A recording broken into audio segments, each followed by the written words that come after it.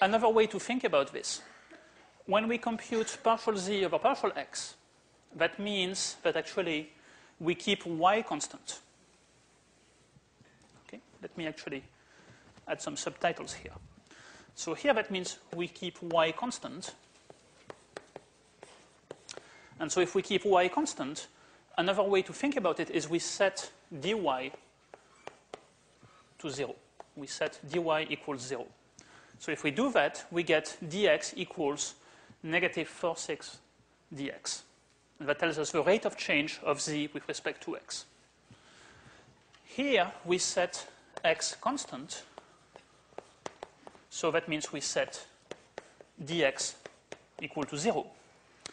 And if we set dx equal to 0, then we have dz equals negative 1/6 of dy. That tells us the rate of change of z with respect to y.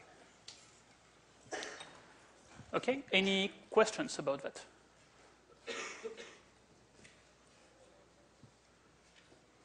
No?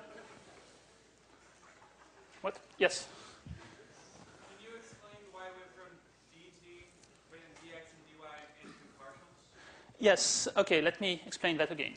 So we found an expression for dz in terms of dx and dy. That means that this thing is the differential, is the total differential of z viewed as a function of x and y. Okay, and so the coefficients of dx and dy are the partials. Or another way to think about it, if you want to know partial z, partial x, it means you set y to be constant. Setting y to be constant means that you will put 0 in the place of dy. So you'll be left with dz equals minus 4/6 dx. And that will give you the rate of change of z with respect to x when you keep y constant. Okay? So various ways to think about this, but hopefully it makes sense.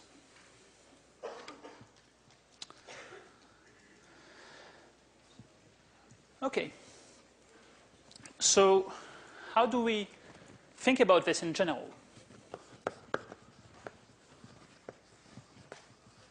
Well, if we know that g of x, y, z equals constant, then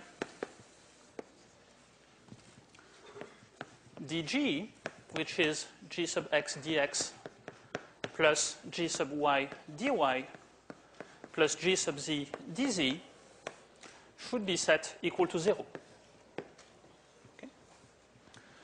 And now we can solve for whichever variable we want to express in terms of the others. So, for example, if we care about z as a function of x and y, yes.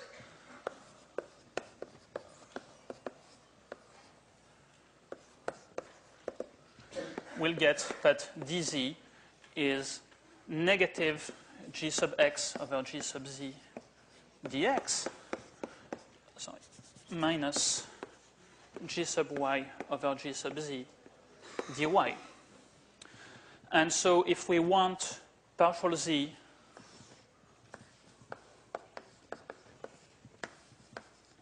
over partial x, well, so one way is just to say that's going to be the coefficient of dx in here, or just to write down the other way, we are setting y equals constant.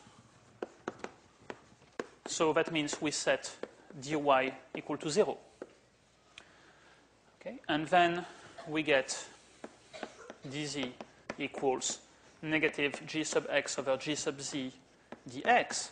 So that means partial z over partial x is minus gx over gz.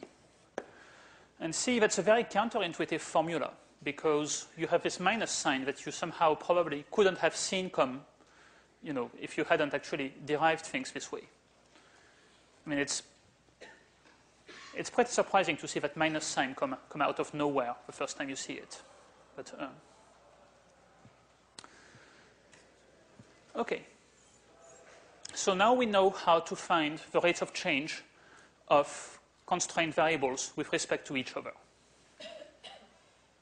You can apply the same to find, you know, if you want partial x, partial y, or any of them, you can do it.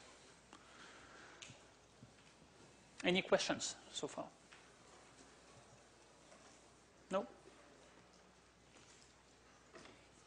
Okay. So before we proceed further, I should probably expose some problem with the notations that we have so far. So let me try to get you a bit confused. Okay? So let's take a very simple example. Let's say I have a function f of xy equals x plus y. Okay, so far it doesn't sound very confusing. And then I can write partial f over partial x.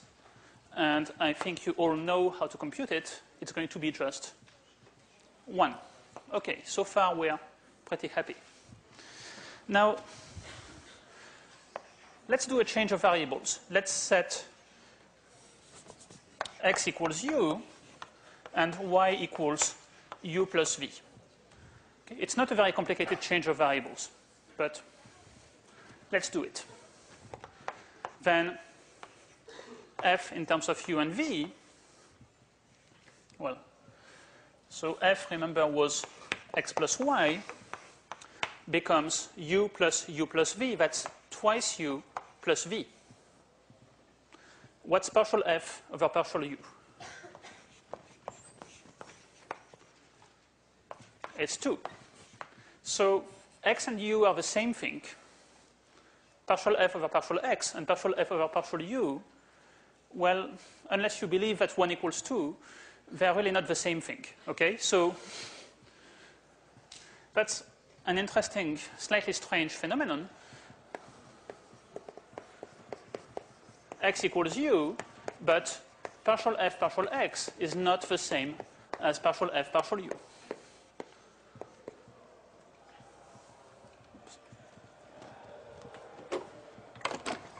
So how do we get rid of this contradiction? Well, we have to think a bit more about what these notations mean. Okay? So when we write partial f over partial x, it means that we are varying x, keeping y constant. When we write partial f over partial u, it means we are varying u, keeping v constant. So varying u or varying x is the same thing, but keeping v constant or keeping y constant are not the same thing. If I keep y constant, then when I change x, so when I change u, then v will also have to change so that their sum stays the same. Or if you prefer the other way around, when I do this one, I keep v constant. If I keep v constant and I change u, then y will change. It won't be constant. So that means, well, life looked quite nice and easy with these notations. But what's dangerous about them is they're not making explicit what it is exactly that we are keeping constant.